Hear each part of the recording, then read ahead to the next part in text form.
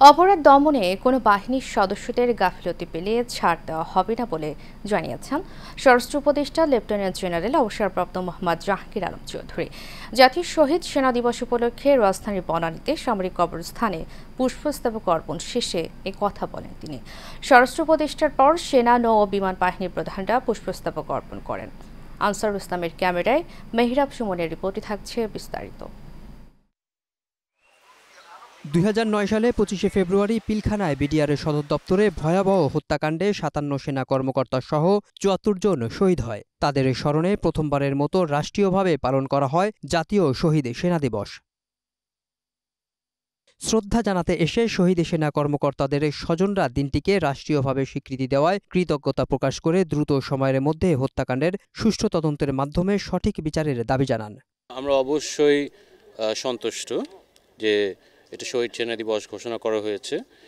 আমরা আশা করেছিলাম যে এটা এই ক্যাটাগরিতে হবে। খুনি তো আর তৎকালীন নিজের বিচার আর করবে না। এখন যেহেতু শেখ হাসিনা আর নাই, আমি বলছি না যে পুরাপুরি বাধা নাই, এখনও হয়তোবা কেউ বাধা দিতে পারে কমিশনকে।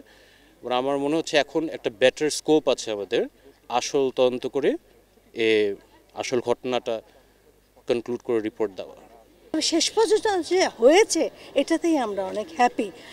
আমরা আরও হ্যাপি হব। আমাদের আরেকটা জিনিস বাকি আছে, সেটা হচ্ছে সুষ্ঠু বিচার। আমরা সেটা চাই। এখানে দুইটি অংশ, একটি হলো যারা এক্সিকিউশন করেছে, যারা পিলখানাতে আসলে ছিল বা এই হত্যাকাণ্ডের সাথে যারা সরাসরি সম্পৃক্ত ছিল, আরেকটা হলো এই হত্যাকাণ্ডের কুশীলব। তো 2009 সাল থেকে কিন্তু আপনার এই হত্যাকাণ্ডের বিভিন্ন পর্যায়ে বিচার হচ্ছে, মানে যারা হত্যা করেছে আর যারা এর মাস্টার মাইন্ড ছিল ওনারা কিন্তু একেবারে পর্দার আড়ালে ছিল। তো এখন নতুন করে জাতীয় স্বাধীন তদন্ত কমিশন হয়েছে।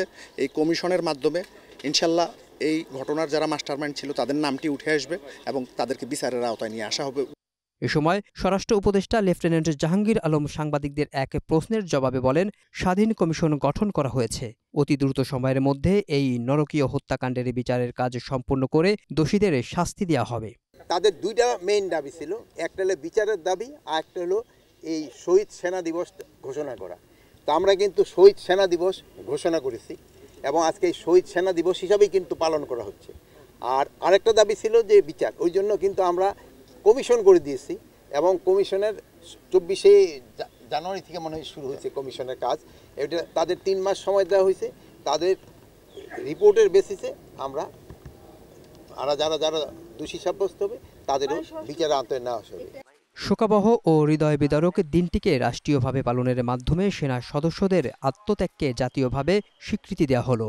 এবার থেকে এটা শহীদ সেনা দিবস হিসাবে ডিক্লেয়ার করা হয়েছে এবং আমরা মেহরাব সুমন, এশিয়ান টেলিভিশন, ঢাকা।